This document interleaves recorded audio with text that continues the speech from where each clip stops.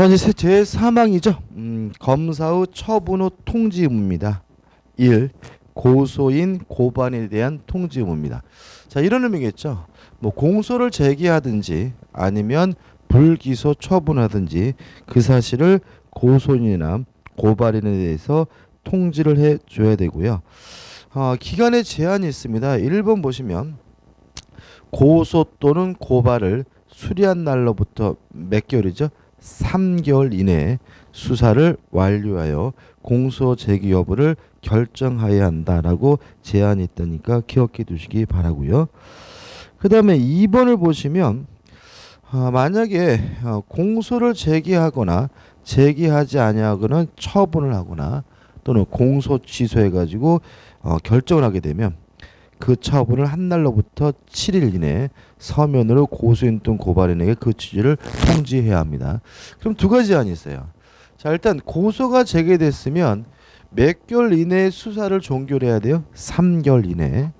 3개월 이내에 수사를 종결해가지고 공소를 제기하든지 아니면 공소를 제기하든지 결정을 하면 결정한 날로부터 며칠 이내요?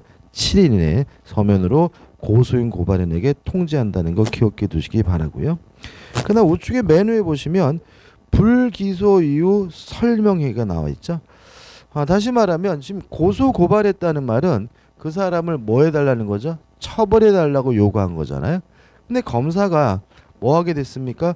불기소를 하게 된 거죠. 그러면 왜 처벌하지 않는지 불기소를 하게 됐는지에 대해서는 7일 이내에 또 이게 또 고소인 등 고발인에게 그 이유를 서면으로 설명해야 한다는 것도 기억해 두시기 바랍니다. 관련 문제 보시고요. 그 다음에 2번 피해자 등에 대한 통지해 가지고 지금 고소 고발인에게도 통지하고요. 또 그 범죄로부터 피해를 입은 사람에게도 통지를 해야 되는데 피해자 등에 대한 통지는 결론 보시면 신속하게 통지하여야 한다라고 되어 있습니다. 다시 말하면 기간에 대한 제한은 없고요. 최대한 빨리 신속하게 처분 사실을 통지해 줘야 됨을 주의하시기 바라고요. 그 다음에 하단에 3번 피의자에 대한 처분 통지가 나오는데 밑에 보시면 불기소 처분이나 타간 송치 처분한 때에는 피의자에게도 그 사실을 통지해 줘야 된다 정도만 기억해 두시면 되겠죠. 넘겨보겠습니다. 넘겨보시면 불기소 처분에 대한 불복이 나옵니다. 자, 1번 검찰 항고 재항고가 나옵니다. 일단 검사가 불기소를 했어요. 결국은 뭐 하지 않겠다는 거죠? 처벌하지 않겠다는 거죠. 그러면 고소인이나 고발인은 검사가 속한 지방검찰청 또는 지청을 거쳐 서면으로 누구한테요? 관할 고등검찰청 청의 장에게 항고할 수가 있고요. 만약에 또 이 항고도 기각을 당하게 되면 검찰청장에게 재항고하여 불기소 처분의 시정을 구하는 제도가 검찰 항고 또는 뭐죠? 재항고가 되는 거죠. 자, 그럼 이렇게 되는 겁니다. 지금 고소를 했어요. 고발을 했어요. 어디다가 고소 고발하게 되는 거죠? 지방검찰청에다가 고소 고발을 하게 되는 거죠. 근데 지방검찰청 검사가 수사를 했는데 지금 고소인 고발인에게 어떤 통지가 있냐면 불기소한다는 통지가 왔어요. 그러면 결국은 뭐 하지 않겠다는 뜻이죠? 처벌하지 않겠다는 뜻이니까 고소인이나 고발인은 불만이 있겠죠. 그럴 때는 그 불만을 해소하기 위해서 뭐 할 수 있냐면 검찰 항고를 할 수 있는 거죠. 근데 검찰 항고는 어디서 담당하는 거죠? 고등검찰청에서 담당하는 거죠. 그럼 이제 고소 고발인은 요 고등검찰청의 장, 보통 검사장이겠죠. 장에게 검찰 항고를 하게 되는데 직접 바로 항고하는 것은 아니고요. 요 지방검찰청을 거쳐서 뭐 하게 되는 거죠? 항고를 하게 되는 거죠. 항고를 했으면 이제 고등검찰에서 어떻게 해요? 조사를 하겠죠. 그죠? 조사를 했더니 또다시 뭐죠? 지방검찰청의 처분이 정당하다. 다시 말하면 그 항고에 대해서 뭐죠? 기각 결정을 내리게 되면 이제는 누구한테요? 검찰청장이죠. 검찰청장에게 다시 한번 수사해달라고 항고할 수 있는데 이게 뭐가 되는 거죠? 재항고가 되는 거죠. 약간 무엇하고 비슷해요? 재판 절차하고 비슷하죠. 그죠? 우리가 1심 법원에서 재판받은데 불복을 하게 되면 일반적으로 뭐죠? 고등법원으로 가고 고등법원에서 불복하면 뭐죠? 대법원으로 가잖아요. 그죠? 그것처럼 불기소 처분에 대해서 고등법원에다가 항고할 수 있고요. 또 그 항고에 대해서 기각을 받으면 검찰청장에게 뭐 할 수 있는 거죠? 재항고할 수 있다는 거 좀 기억해 두시기 바라고요. 그 다음에 이제 주의할 것이 있어요. 그러나부터 보시면 그러나 공소 제기는 검찰 항고의 대상이 아니다. 이거 좀 주의하셔야죠. 다시 말하면 검사가 수사를 해가지고 공소를 제기는 했어요. 근데 보니까 수사가 마음에 안 들어요. 그래도 뭐 할 수는 없어요? 항고할 수는 없고 재판 절차를 지켜봐야 된다는 거 주의하시기 바랍니다. 그 다음에 1 해가지고 내용 보시면 될 것 같고 2 해가지고 3까지 나와 있는데 특별한 것은 없고요. 이런 항고, 재항고에 대한 절차가 나오니까 한번 쭉 보시면 될 것 같아요. 그죠? 그 다음 우측에 보시면 이제 2번 해가지고 재정 신청이라는 것이 나와요. 자, 이건 뭐냐면 이렇게 나와있죠. 고소권자, 거발권자가 검사로부터 공소를 제기하지 아니하는 통지를 받은 때는 그 검사 소속 후 지방검찰청을 소재지를 관할하는 어디에 대고 고등법원에 그 당부에 관한 재정을 신청할 수가 있다까지 나와 있죠. 그죠? 다시 말하면 요 절차가요 충분하지 않을 수 있어요. 왜 그러냐면 가제는 개편이잖아요. 그죠? 다시 말해 이미 지방검찰 검사가 불기소 처분했다면 뭐 고등검찰이나 검찰청장도 다르지 않을 염려가 있기 때문에 어디를 통해서요? 법원을 통해서도 구제를 받을 수 있는데 이걸 우리가 뭐죠? 재정 신청이라고 하고요. 요 재정 신청은 어디다 합니까? 고등법원에다가 청구하게 됨을 기억해 두시기 바랍니다. 그 다음에 세 번째 이제 헌법 소원이 나와요. 의가 나와 있는데 이 의는 뭐냐면 헌법 소원은 어디다 제기하는 거죠? 헌법재판소에다 제기하는 거죠. 언제 제기하는 거냐면 국가기관의 공권력의 행사로 인해서 자신의 기본권이 침해됐다라고 판단된다면 헌법재판소에다가 그것을 구제해달라고 요구할 수 있는 것을 우리가 뭐죠? 헌법소원이라고 합니다. 그럼 생각해보죠. 지금 검찰이 뭘 했어요? 불기소 처분했죠. 그럼 이것도 일종의 뭐예요? 공권력의 행사인 거죠. 다시 말하면 고소권자나 또는 고발권자가 검찰의 불기소 처분을 해서 자신의 기본권이 침해됐다라고 판단된다면 뭘 제기할 수 있는 거죠? 헌법소원을 제기할 수가 있는 거고요. 2번 보시면 헌법소원의 대상에서 1. 공권력의 행사 또는 뭐죠? 불행사입니다. 이게 넓게. 따라서 2번 보시면 검사의 공소 제기가 그러면 기본권의 침해냐? 다시 말하면 헌법소원의 대상이 되느냐? 이게 문제인데 결론 보시면 헌법소원의 대상이 되지는 않고요. 따라서 3번 뭐만요? 불기소 처분만이 기본권의 침해라는 이유로 헌법소원의 대상이 된다는 거 꼭 기억해 두시기 바라고요. 따라서 4번 보시면 수사 중인 사건, 내사 종결 사건 이런 거는 공권력의 행사가 없는 거기 때문에 헌법소원의 대상이 될 수 없다는 것도 꼭 기억해 두시기 바라요. 그죠? 자, 이런 의미입니다. 공권력의 행사로서 기본권 침해예요. 그럼 예를 들어서 검사가 불기소 처분을 하게 되면 이건 뭐죠? 공권력의 행사인데 어떤 기본권이 침해는 되느냐? 헌법에서 규정하고 있는 재판받을 권리를 뭐 하고 있는 거죠? 침해하는 거거든요.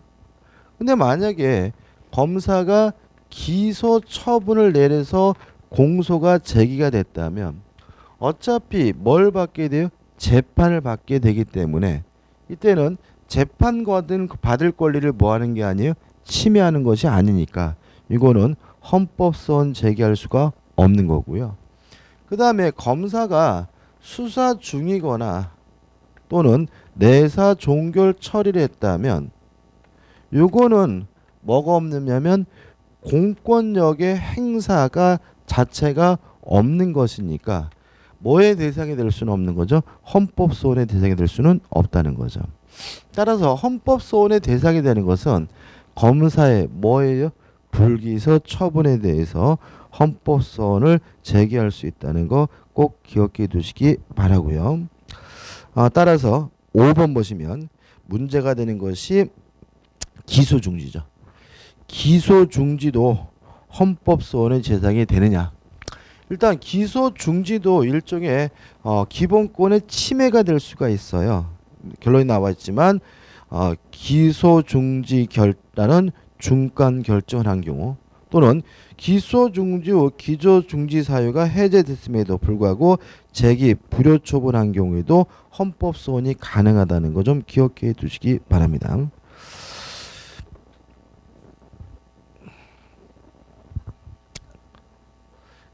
좀 설명드리면 좀 기소중지 자체가 장제가 일정한 공권력의 행사는 아닌 거예요. 근데 문제는 뭐냐면 기소 중지를 하면 안 되는 경우가 있죠.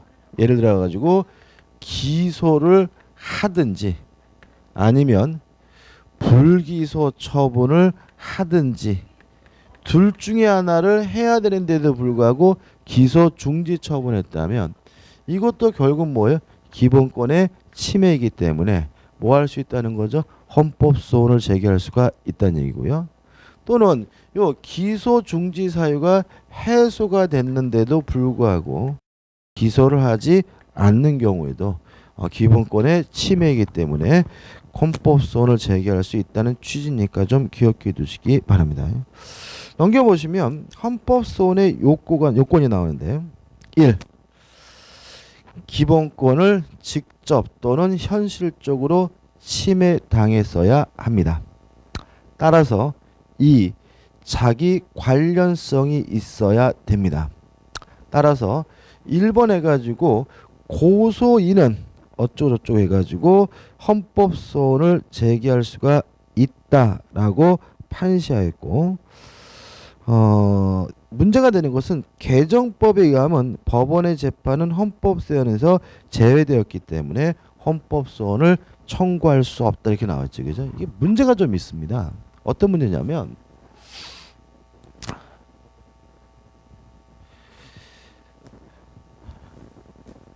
법원이요 어떤 재판 판결을 내렸어요. 그럼 이 법원의 재판은 명백히 뭐이면 맞아요? 공권력의 행사인 건 맞는 거죠. 이해되시죠? 그죠? 뭐 사형을 처하든 무죄를 판결하든 뭐 징역 10년을 처하든 요 법원의 재판 판결도 명백히 뭐이면 맞아요? 공권력의 행사이면 맞죠. 근데 이것을 헌법소원을 제기할 수가 있느냐? 요게 옛날부터 다시 말하면 헌법재판소가 만들어질 때부터 문제가 됐어요. 왜 문제가 되냐면 만약에 법원의 재판을 공권력의 행사를 봐서 헌법소원을 제기할 수 있다라고 돼버리면 이제는 3심이 아니라 4심이 돼버리죠. 이렇게 된 거죠. 지방법원, 고등법원, 대법원이잖아요. 근데 대법원의 판결도 공권력의 행사니까 헌법소원의 대상이 된다 그러면 또 위에 또 뭐가 올라가게 돼요? 헌법재판소 해가지고 대법원이 최고재판소가 아니라 뭐가요? 헌법재판소가 최고재판소인 꼴이 돼버리거든요. 그래서 이것이 삼권 분립을 규정하고 있는 우리나라 기본적인 국가 권력 시스템과 모순되는 경향이 있습니다. 그래서 과거에서도 요 법원의 재판은 공권력의 행사이지만 헌법소원의 대상이 되지 않는다라고 이해하는 것이 다소리고 우리 판례의 주된 견해였고요. 따라서 요 재판의 판결에 대해서는 법원의 판결에 대해서는 뭐 할 수 없다고요? 헌법소원을 청구할 수 없다는 내용이니까 좀 기억해 두시기 바라고요. 2번 고발인은 나와 있죠. 범죄의 피해자가 아니어서 자기 관련성이 없으므로 헌법소원을 청구할 수 없다는 헌법재판소 판결이 있다는 것도 좀 기억해 두시기 바라고요. 왜 그런 거죠?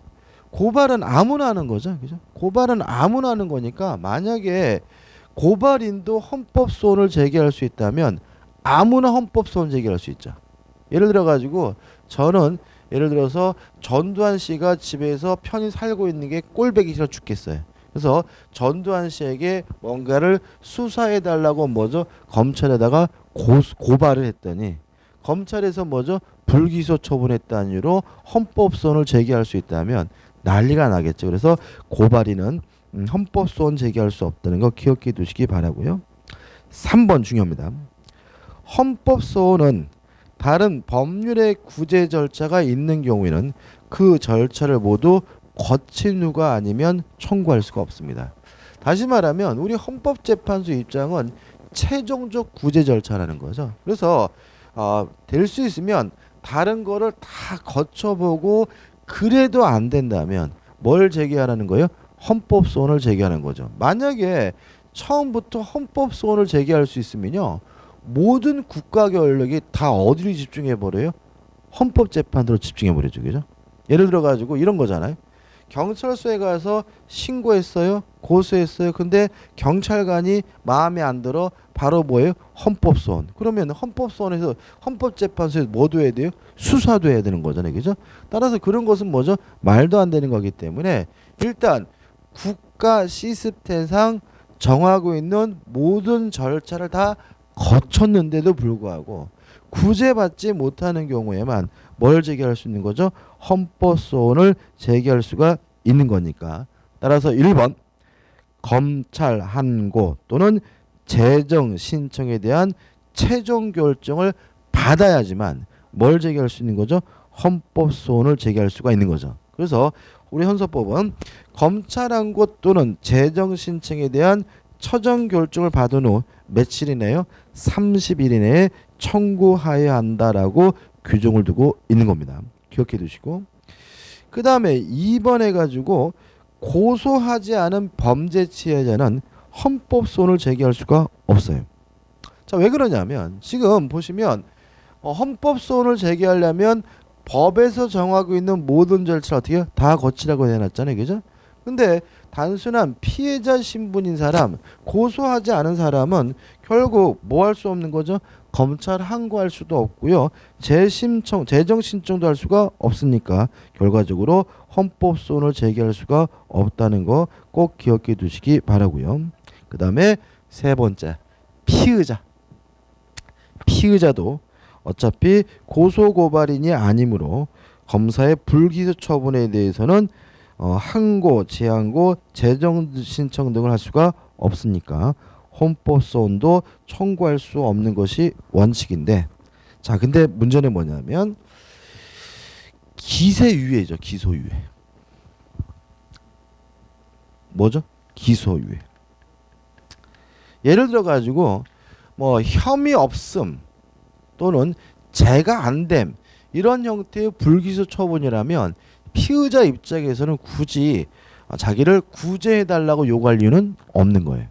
근데 기소유예의 경우에는 죄가 맞긴 한데 내가 너를 봐서 처벌하지 않겠다는 뜻이니까 그때는 헌법소원을 제기할 수가 있고요.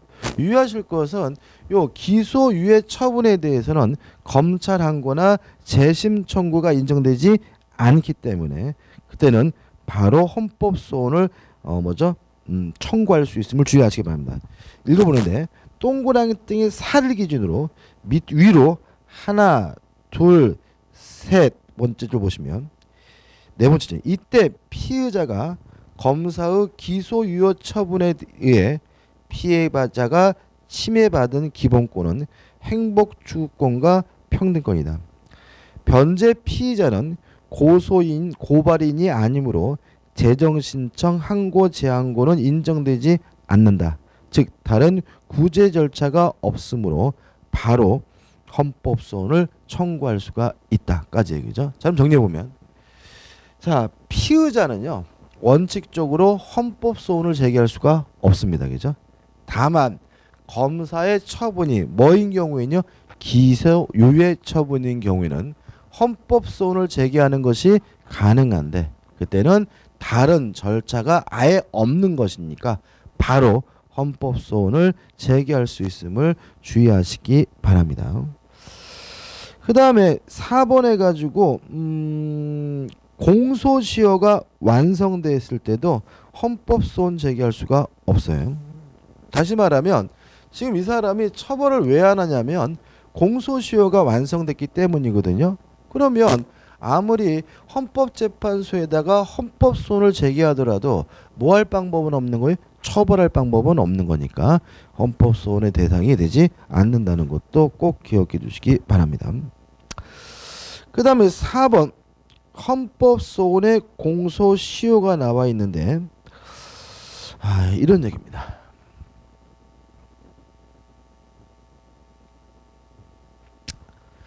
자, 이 시점에서 이제 범죄가 저질러졌어요. 행위가. 그 다음에 요 시점이 공소시효가 뭐죠? 완성되는 시점이에요.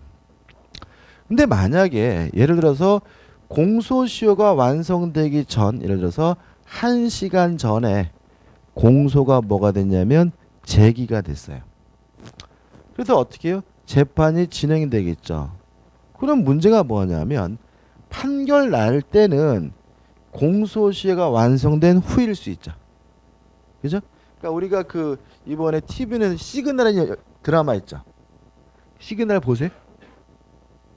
시그널 보시죠. 안 봐요? 안 봐요? 저는 가끔 보는데 그 시그널 드라마 시작할 때 보면은 막 공소시효 뭐 1시간 전, 이렇게 나와요. 막 카운트다운 나옵니다. 다시 말하면 지금 수사를 하고 있는데 공소시효가 좀 있으면 어떻게 해요? 완성이 된단 말이죠. 이런 경우에는 공소가 제기되면 공소시효가 뭐가 돼버리냐면 정지가 돼버려요. 그래서 판결이 서로 공소시효 후에 이루어졌더라도 그 사람은 뭐 하게 돼요? 처벌을 받게 되는 거죠. 따라서 결과적으로 공소시효가 완료되기 전까지 뭐만 하면 되는 거예요? 공소 제기만 있으면 되는 거거든요. 근데 문제는 헌법소원의 경우에도 이러한 공소시효를 정지할 수가 있느냐, 요 문제인 거예요. 요 문제에 대해서 안 된다라고 규정하고 있음을 주의하시기 바랍니다. 다시 말하면 일반적인 형사재판의 경우에는 공소가 제기되면 공소시효가 뭐가 돼요? 정지가 되는데 헌법소원의 경우에는 공소시효를 뭐하지 않습니까? 정지하지 않습니다. 따라서 예를 들어서 공소가 제기된 것이 아니라 이 시점에서 헌법소원이 제기된 상태에서 시간이 지나서 헌법재판소의 결정이 있을 때는 공소시효가 완료된 후라면 그때는 뭐하지 못합니까? 처벌하지 못함을 주의하시기 바랍니다. 간단히 기억하시면 되겠죠. 일반 형사재판은 공소시효를 뭐합니까? 정지시키지만 헌법소원은 공소시효를 뭐하지 않습니까? 정지시키지 않는다는 거 꼭 기억해 두시기 바랍니다. 최근에는 뭐 이번에 우리가 그 작년에 형수법을 개정해 가지고 살인죄고 사형에 해당하는 범죄는 공소시효를 없앴어요. 그래서 살인죄고 뭐에 해당해요? 사형에 해당한다면 공소시효가 뭐죠? 거의 무한대거든요. 근데 최근에는 아예 모든 범죄에 대해서 공소시효를 없애야 되는 거 아니냐, 이런 논의가 많이 있는데 뭐가 맞을까요? 공소시효를 없애는 게 나을까요? 아니면 공소시효를 유지하는 게 나을까요?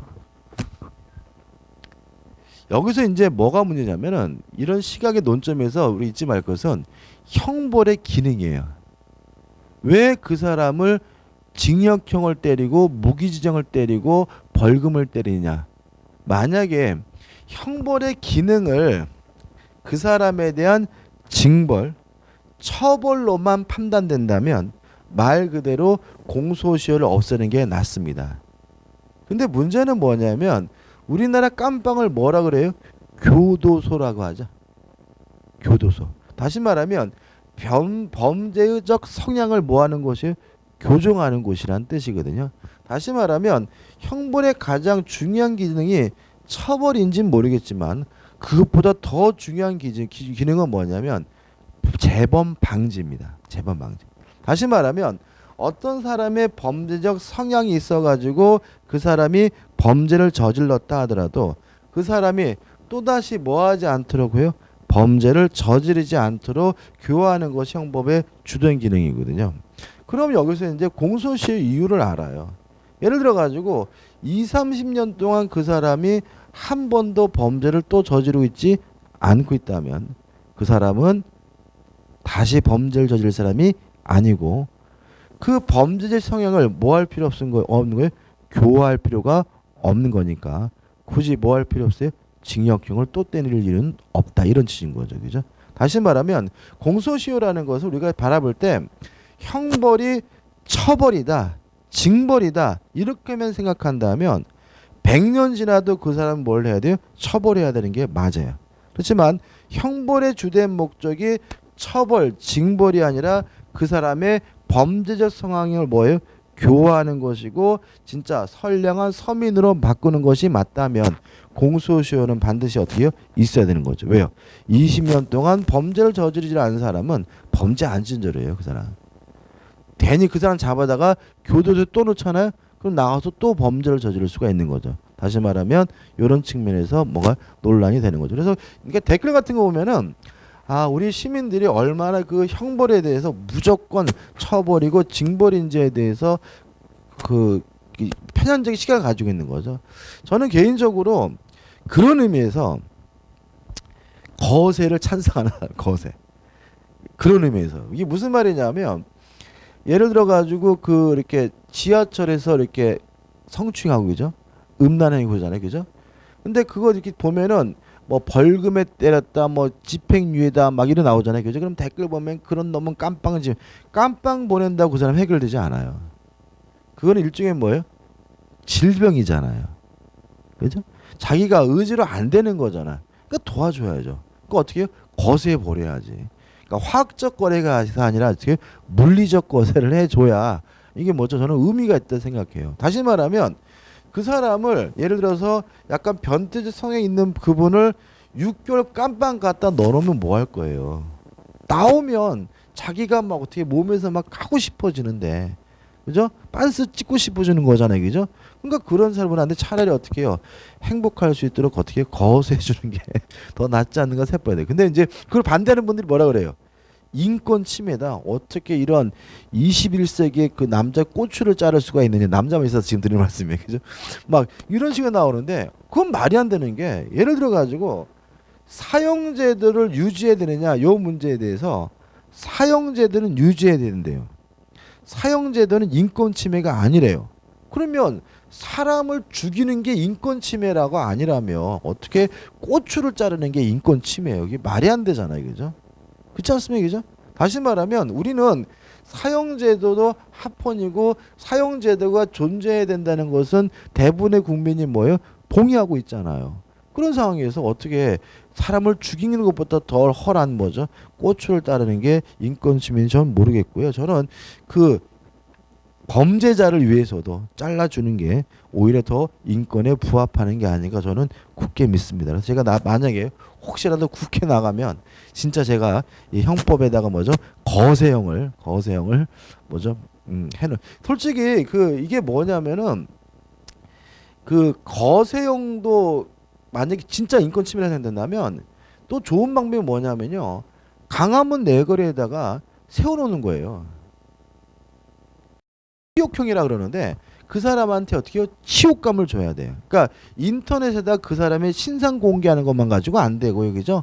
거의 뭐죠, 이렇게 강화문 내거래 이렇게 서가지고 하루 종일만 세월을 먼저 기자 가서 막 찍겠죠, 그죠? 찍고 막 블로거들 찍겠죠 해가지고 그 사람이 어떻게 대외적으로 싹 공개가 되면 그것도 안 될 수가 있거든요. 근데 그것도 뭐 인권 침해라서 안 된다고 그러고 그럼 어떻게 잘라야지 뭐, 그죠? 그다음 우측이 이제 헌법소원의 효과입니다. 자, 헌법재판소는 뭐만 할 수 있냐면 불기소 처분을 취소하는 결정만 할 수가 있습니다. 여기서 이제 헌법재판소에 문제가 나와요. 그러니까 우리나라가요, 저는 개인적으로 굉장히 민주주의 국가인지는 잘 모르겠어요. 언론의 자유가 보장되는지는 잘 모르겠지만 법치주의 국가로서는 어마어마하게 성공한 나라입니다. 우리나라가. 뭐는요? 법치주의는. 다시 말하면 우리나라의 법치주의는 저는 개인적으로 세계 5손가락 안에 드는 진짜 엄청나게 잘 돼 있는 나라라고 굳게 믿는데 그 이유가 뭐냐면 헌법재판소라는 제도가 잘 시행되고 있기 때문이에요. 헌법재판소라는 제도는요, 처음부터 우리가 탄생됐을 때 문제지만 이게요, 국민의 법치주의적 의지가 약하면 유지가 될 수가 없는 제도예요. 왜 그러냐면 헌법재판소는 강제력이 없는 국가기관이에요. 예를 들어서 헌법재판소가 이러이러한 법은 위헌이다라고 판결을 내렸어요. 만약에 국회에서 뭔 개소리냐 해가지고 헌법재판소의 말을 따르지 않고 그 법을 계속 존속시키려고 한다면 헌법재판소는 국회를 굴복시킬 방법이 없어요. 그렇지 않습니까? 그죠? 또 예를 들어 가지고 대통령이 어떤 행위, 예를 들어 과거에 뭐죠? 노무현 전 대통령이 세종시에다가 행정수도 만들려고 했잖아요. 그죠? 그게 뭐죠? 위헌이냐 아니냐가 문제가 됐잖아요. 그죠? 근데 만약에 예를 들어서 헌법재판소가 수도를 옮기는 것은 위헌이다라고 판결을 내렸을 때 대통령이 안 따른다면 헌법재판소는 강제할 강제력이 없잖아요. 그죠? 다시 말하면 헌법재판소가 유지가 되고 헌법재판소라는 것이 이렇게 발달이 되려면 뭐가 확립돼 있어야 돼요? 법치주의가 확립돼 있어야 되고요. 국가기관이 그것을 어떻게 따라줘야 된다는 국민적 합의가 있어야지만 가능하거든요. 그것도 마찬가지죠. 예를 들어 가지고 헌법재판소가 검사의 불기소 처분을 취소한다라고 결정을 내리더라도 검사가 뭔 개소리하고 응하지 않으면 솔직히 뭐가 없어요? 방법이 없어요. 방법이. 왜냐하면 헌법재판소는 뭐가 없는 기관이에요? 강제력이 없는 기관이기 때문에. 그래서 문제가 되는데 결론 보시면 검사에게 재조사 명령이나 공소제기 명령을 할 수 있다는 견해가 대립한다. 어떤 견해에도 공시제기는 어떻게 간주되지는 않는다. 이게 무슨 말이냐면 취소 결정이 있다 하더라도 헌법재판소는 뭐예요? 강제할 수도 없고 또 그렇다고 헌법재판소 스스로가 뭐 할 수는 없어요? 공소를 제기할 수도 없는 거니까 결국은 검사가 따라야지. 검사가 그 결정에 따라야지 의미가 있는 거다. 이런 의미고요. 물론 우리나라 검사들은 헌법재판소 결정 잘 따라줍니다. 잘 따라주고 만약에 취소 결정이 있으면 그거에 대해서 별로 토시 안 달고요. 뭐 의견이 다르더라도 공소 제기를 해주고 있다는 거 기억해 두시면 되겠죠. 그 다음 1번 헌법소원의 대상이 아닌 경우 정리해 본 거죠. 1. 내사 종결 처리 공소 제기 처분 3. 2번까지죠. 3. 피의자 진문조서 초본을 증거로 제출하는 행위 4. 검사의 구형 5. 수사 중인 사건 요 5가지는 헌법소원의 대상이 아니라고 헌법재판소에서 직접 판결을 내렸어요.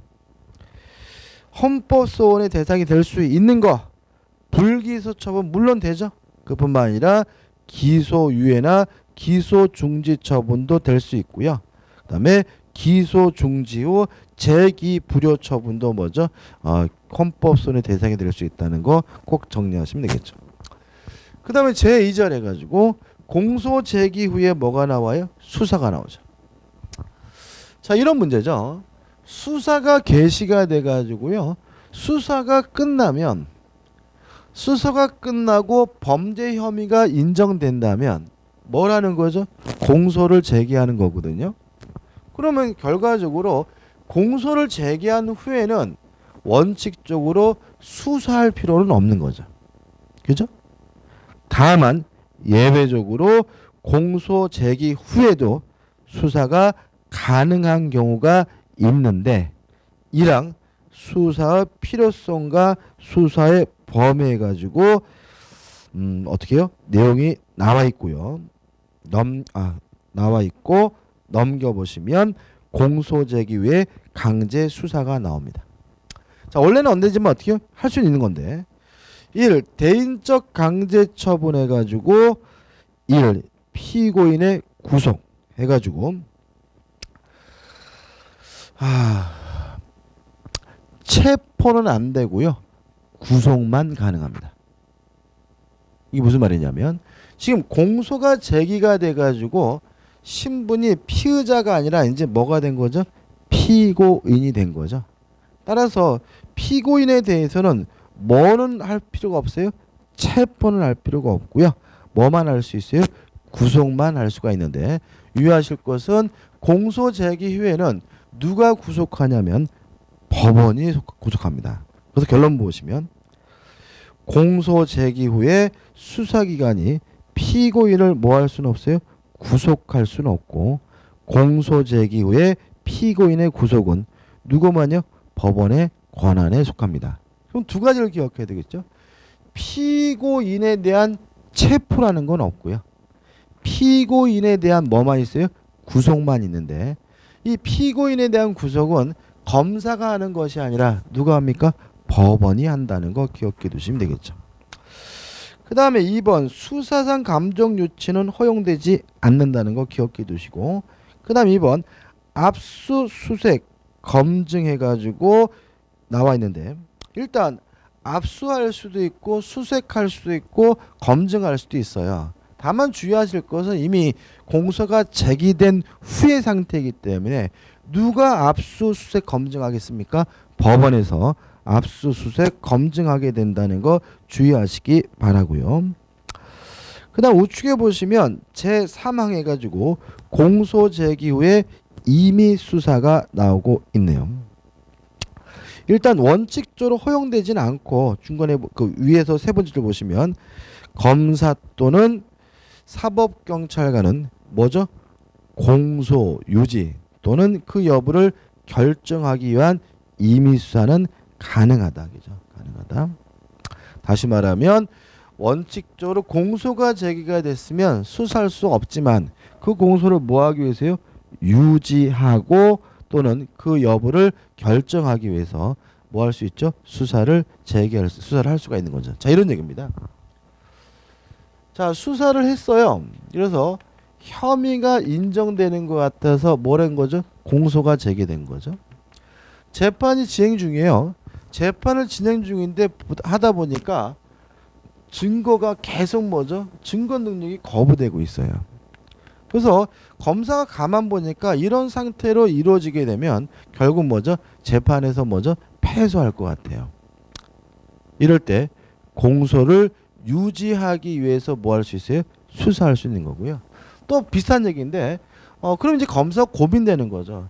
계속해서 재판할 것인가 공소를 유지할 것인가 아니면 공소를 취하는 것이 맞는가라는 것을 판단하기 위해서 한 번 더 뭐 할 수 있는 거죠? 수사를 해볼 수 있다는 취지가 되는 거죠. 2번 해가지고 피고인 신문의 허용 여부 해가지고 1. 적극설 2. 수곡설이 나와요. 자, 이것이 문제가 되는 것은 왜 그러냐면은 지금 공소가 제기가 되면 이런 거거든요. 피의자는 수사의 대상이죠. 그래서 검사가 우월적주의고 피의자는 뭐예요? 객체인 거죠. 그죠? 근데 공소가 제기가 되면 이제는 당사자주의이기 때문에 법원과 검사와 피고인이 소송의 뭐죠? 당사자로서 특히 검사 피고인은 뭐죠? 동등한 법적 지위를 갖게 되는 거죠. 그러면 여기서 예를 들어서 검사가 만약에 수사한다는 이유로 피고인을 만약에 신문할 수 있다면 또다시 이 피고인의 지위가 뭐죠? 수사상의 지위처럼 수사의 뭐죠? 대상으로 전락하는 문제가 있다는 거죠. 거기다가 또 만약에 피고인을 신문할 일이 있다면 법원 판사에게 증인을 신청해 가지고 법정에서 뭐 하면 돼요? 피고인 신문을 하면 그만인 것이지 따로 수사기관에 불러가지고 수사할 필요는 없는 거 아니냐. 이것이 뭐예요? 소극설인 거예요. 소극설. 이에 반해서 우리 판례는 적극설을 취하고 있습니다. 다시 말하면 수사 공소가 제기된 상태라 하더라도 수사기관은 피고인의 신문은 어떻게 하는 것이 어떻게 가능하다는 것이 우리 판례 입장이에요. 따라서 이를 적극설 해가지고 두 번째 점 읽어보면 적극설에 의하면 피고인을 신문하여 작성한 조서는 증거 능력이 있다. 판례는 진술 조서가 공소 제기 후에 작성된 것이란 이유만으로 곧 증거 능력이 없는 것이라고 할 수는 없다고 하여 공소 제기 후에 피고인 신문을 뭐하고 있습니까? 허용하고 있습니다. 따라서 공소 제기 후에도 피고인 신문이 가능하고요. 그 피고인 신문에 대한 조서는 증거 능력이 인정된다는 거 판례만 기억하시면 되겠죠. 끝입니다. 넘겨보시면 이제 뭐가 나오냐면 참고인의 조사가 나와요. 자, 일단 이것도 문제입니다. 지금 수사 단계에선 당연히 참고인을 뭐 할 수 있겠어요? 조사할 수 있겠죠. 그죠? 참고인 불러다가 이 사람 죽이는 거 봤습니까? 이렇게 수사하면 되는데 문제는 공소가 제기된 후에도 참고인을 부를 수 있느냐? 왜냐하면 참고인의 진술이 필요하다면 검사는 한 법 재판장에게 이분을 증인으로 신청합니다 해가지고 법정에다 놓고 뭐 하면 그만이에요? 증인 신문하면 그만인 것이지 지가 그 증인 될 사람을 참고인을 데려다 놓고 어떻게 해요? 검찰청에 앉아놓고 신문하는 것은 문제가 있는 거 아니냐. 그래가지고 참고인 조사가 허용되지 않는다는 견해가 있어요. 다만 메뉴 보시면 제1의 공판기일 전에 하나여 허용된다는 견해가 있으나 그러니까 안 된다는 얘기죠. 원래는 공소 제기 후에도 공소를 유지하거나 그 여부를 결정하기 위한 수사가 가능한 이상 공소 제기 후에 참고인 조사는 제1의 공판기일 전후를 불문하고 허용된다는 것이 다수설의 입장입니다. 그래서 핵심 판례 보시면 판례도 어떻게 기본적으로 같은 취지예요. 그래서 저는 개인적으로 공소가 제기된 후에는 이 사람 조사하면 안 된다고 생각하거든요. 그죠? 근데 우리 판례나 다수는 가능하다라고 판시하고 있다는 거 기억해 두시기 바랍니다. 그 다음에 기타의 수사활동 일단은 허용된다 정도만 기억하시면 되겠죠. 그 다음 이제 챕터 4 해가지고 이제 뭐가 나오죠? 공소 제기가 나옵니다.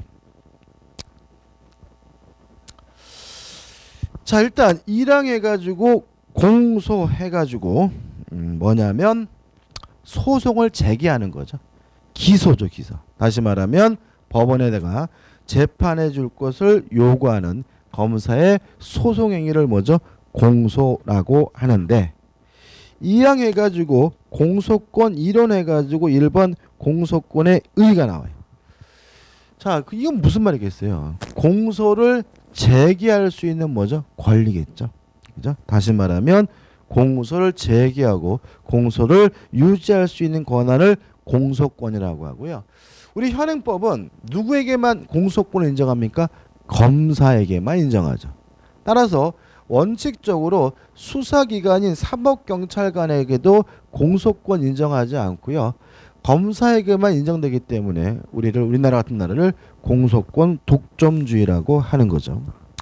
2번 보시면 공소권 이론해 가지고 어쩌고저쩌고 나와 있고 넘겨보시면 1. 추상적 공소권설 2. 구체적 공소권설 3. 실체적 청구권설이라고 나와 있는데 하단에 보시면 공소권 이론 무용론이 나옵니다. 다시 말하면 이런 거 무용하다, 공부할 필요가 없다 이런 얘기죠. 그죠? 무슨 말이겠죠? 다시 말하면 공소권 이론은 시험 문제 나올 게 아니다. 아니니까 한번 쭉 보시고 어려운 내용 아니니까 한번 보시면 될 것 같아요. 그 다음 우측에 보시면 제3항 해가지고 공소권 남용 이론이라는 게 나옵니다. 자, 이게 무슨 말이냐면 현행 우리나라 법은 검사에게만 공소권이 주어지고 있죠. 그죠? 그러다 보니까 검사가 자신의 권한을 뭐 할 수 있다는 얘기예요? 남용할 수 있다는 거죠. 더군다나 우리나라 지금 어떤 문제가 있냐면 뉴스 보면은 뭐가 나와요? 뭐 A라는 사람이 지금 이러이러 해가지고 검사에서 수사 중이다 라는 내용만 나와도 게임 끝. 그 사람이 이미 뭐죠? 범죄자로 낙인 찍히죠. 그죠? 그죠? 특히 엽기적인 것은 나중에 그 사람이 무죄 판결 받더라도 그것은 언론에서 별로 뭐죠? 보도를 안 해요. 그죠? 가장 대표적인 사람이 누구죠? 주병진 씨. 주병진 누군지 아시죠? 개그맨이죠. 제가 대학 다닐 때는 진짜 인기 있는 개그맨이었죠. 제가 대학 다닐 때는 요즘 유재석 같은 사람이었죠. 그 사람이. 근데 이제 문제는 뭐냐? 그 사람이 나락으로 떨어지게 된 가장 큰 이유가 뭐냐면 여자를 성추행했다는 혐의를 받았어요. 여자를 성추행받았던 혐의를 받아가지고 수사가 진행 중이다 뭐다 그러면서 생각해보세요. 유재석이 자기 차 안에서 여자를 성추행했다고 보도가 돼봐요. 유재석 아웃되겠죠? 그래서 그렇게 착하고 유눈이 막 그런 이미지인데 갑자기 유재석이 뭐 그것도 뭐 20살 간 넘은 아가씨를 성추행했다고 막 보도가 나와버리면 유재석은 인상이 뭐죠? 뭐로 가는 거예요? 주병진 그랬어요. 그죠? 그래가지고 인생이 어떻게 끝났어. 근데 결국은 재판해가지고 뭐가 나냐면 무죄 판결을 받았어요. 무죄 판결. 근데 문제는 뭐냐면 그러면 그 사람이 무죄 받아서 처벌을 안 받는다 그래서 그 사람이 문제가 해결이 되느냐? 왜요? 다시 연예인으로 활동을 시작하는 것도 대단히 어떻게요? 어려운 상황도. 요새 보니까 뭐 개새끼 끼고 나가지고 이렇게 막 이런 거 나오는데 뭐 이건 뭐 그 사람 인생이 뭐죠? 완전 아웃돼 버린 거잖아요, 그죠? 다시 말하면 검사가 수사권을 남용하거나 공소권을 남용함으로써 오히려 법원에서 하는 형벌보다 더 가중한 뭘요? 충격을 줄 수가 있다는 거죠. 다시 말하면 법원에서 징역 1년, 2년이 중요한 것이 아니라 그 사람에 대해서 수사가 진행되고 있다. 그 사람에 대해서 공소가 제기됐다는 이유만으로도 우리는 현대인들은 뭐죠? 엄청난 충격을 받고 있기 때문에 이런 검사의 공소권, 수사권을 제한할 필요가 있는 거 아니냐. 이런 게 결국 뭐죠? 공소권 남용 이론의 주된 내용이겠죠. 하단에 보시면 남용 이론해 가지고 1번 부정설. 뭐 이렇게 어렵게 사느냐. 그냥 냅둬라. 만약에 이게 문제가 있다면 국회에서 논의할 문제지. 국회의원들이 입법적으로 해결할 문제지 우리가 신경 쓸 문제는 아니다. 이게 뭐죠? 부정론이고요. 긍정설. 뭐죠? 이거 따져봐야 된다. 왜냐하면 이러한 검사의 공소권 남용에서 피해보는 사람이 얼마나 많은데 이런 얘기고요. 그 다음에 판례가 나와 있는데 판례를 보시면 이렇게 나옵니다.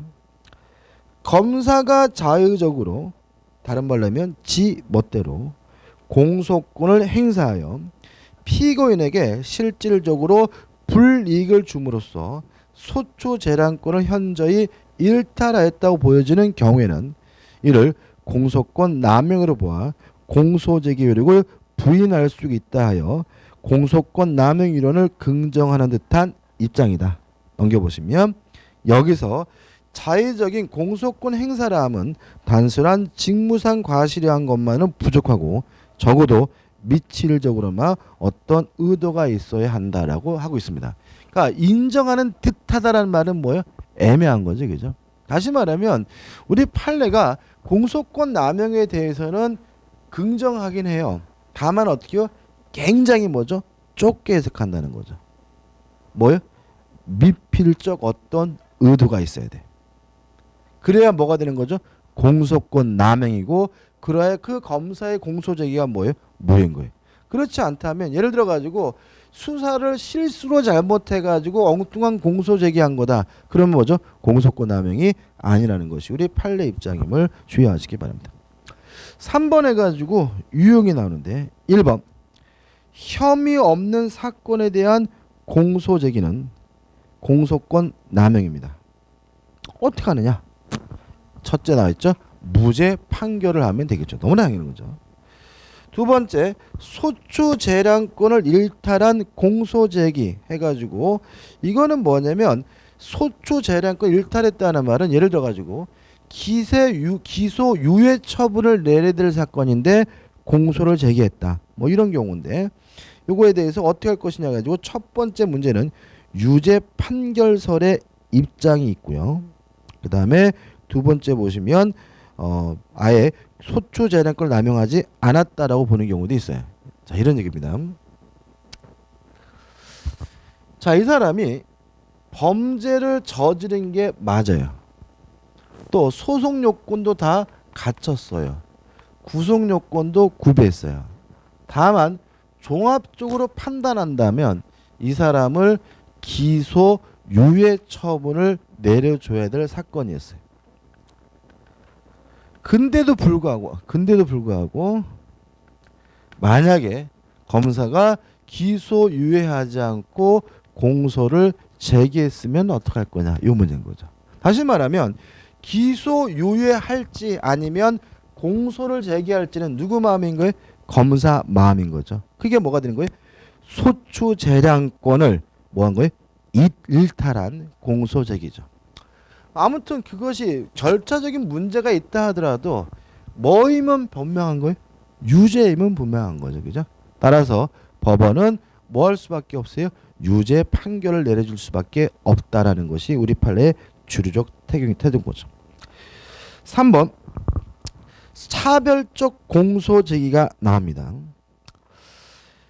이런 얘기죠. 갑을병 세 사람이 범죄를 저질렀어요. 근데 갑을 보니까 끝내주게 미인이고 너무나 말하는 게 이뻐요. 그래서 갑은 기소유예해주고 을병만 뭐죠? 공소를 제기해줬어요. 이게 뭐예요? 차별적 공소 제기입니다. 자, 그럼 문제가 되는 것은 이 사람이 공소를 제기하지 않은 건 문제죠. 그럼 이건 뭐 하면 돼요? 항고하고 재항고하고 그래도 안 되면 뭐 하면 돼요? 헌법 소원 제기하면 되는 거죠.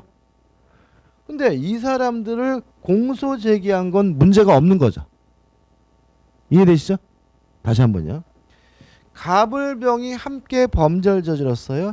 근데 갑은 이쁘단 이유로 뭘 하지 않았어요? 공소를 제기하지 않고 을병만 정상적으로 뭘 제기했어요? 공소를 제기했다면 요 불기소 처분한 갑에 대해서는 항고니 재항고니 재심청구니 헌법소원이니 이런 절차를 통해서 뭐 하면 돼요? 구제받으면 되는 거고 요 사람들의 기소를 청구한 것은 뭐예요? 정당한 거잖아요.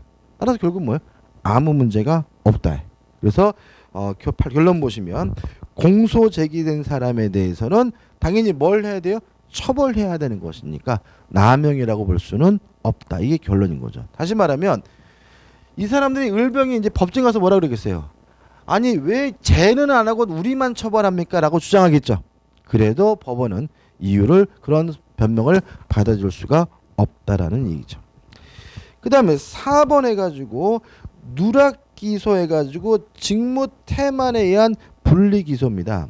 자, 이건 어떤 문제냐면 예를 들어 가지고 수사를 열심히 했다면 충분히 뭐 할 수 있어요? 다 공소를 제기할 수가 있는데 수사를 제대로 하지 않는 바람에 일부에 대해서만 뭘 한 거예요? 공소를 제기한 거예요. 그걸 어떻게 볼 것인가 해서 우측에 1 해가지고 공소권 남용에 해당하지 않는 사례 가지고 쭉 나와 있는데 첫 번째 사례는 공소권 남용이 아니다라는 판례고 두 번째도 세 번째도 네 번째도 어떻게요? 마찬가지인데 그러니까 공소권 남용이 아니라는 것은 결국 뭐예요? 검사의 그 처분이 뭐죠? 정당하다 뭐 이런 얘기인데 한번 보시기 바래요. 특별한 건 없습니다. 그럼 우리가 기억할 것은 뭐냐면 하단에 있는 공소권 남용에 해당하는 사례만 기억하시면 돼요. 이거는 뭐예요? 한 가지밖에 없어요. 이게 뭐냐면 지금 이 사람이 차량을요 절취했어요. 절도죠. 한계 범죄. 그 다음에 이 절취한 차량을 가지고 무면허로 운전했어요. 무면허 운전. 두 개의 범죄죠, 그죠? 자, 그럼 이 사람은 지금 검사가 기소한다면 차량 절도와 무면허 운전을 둘 다 뭐죠? 기소를 해야 되는데 뭐냐면은 밑에도 두 번째 보시면 무면허 운전의 범행만이 기소를 했어요. 무슨 말 아시겠죠, 그죠? 다시 말하면 얘가 차를 훔쳐가지고 뭘 했습니까? 무면허 운전했는데 검사가 뭐만 기소했다고요? 무면허 운전에 대해서만 기소했다면 그 사람은 뭐예요? 공소권 남용인 거죠. 그죠? 공소권 남용. 따라서 결국은 어떻게 돼요? 절도에 대해서 뭘 해야 돼요? 처벌을 해야 된다는 취지입니다. 그죠? 그럼 우리 기억할 때 어떻게 기억하면 돼요? 차량을 절도해서 무면허 운전했는데 뭐만 기소했어요? 무면허 운전 사실에 대해서만 기소했다면 그것은 뭐죠? 공소권 남용이다. 이거 하나만 정확히 기억하면 됩니다. 그 다음 넘겨보시면 5번 해가지고 위법 수사에 대한 공소적입니다. 자, 이게 무슨 말이냐면 수사가요 위법해요. 위법한 수사를 통해서 증거를 수집했고요. 요 증거에 대해서 뭐였냐면 공소가 제기됐어요. 실제 이거는 공소권 남용과 상관이 없어요. 왜 그러냐면 위법한 방식에 의하여 수집된 이 증거는 뭐가 될 수 없어요? 증거 능력이 인정될 수는 없는 거죠. 그러면 공소가 제기되더라도 법원은 요 증거를 근거로 해서 뭐 할 수는 없어요? 처벌할 수는 없는 거니까 결국은 공소 기각 판결로서 사건을 뭐하게 돼요? 종료하게 되는 거죠. 그래서 이거는 공소권 남용과 상관이 없이 위법한 수사에 의해서 수집된 증거는 증거 능력이 인정되지 않고 처벌하지 못한다는 거 너무나 당연한 거죠. 자, 좀 쉬었다가요 2절 공소제기의 기본 원리를 보도록 하겠습니다.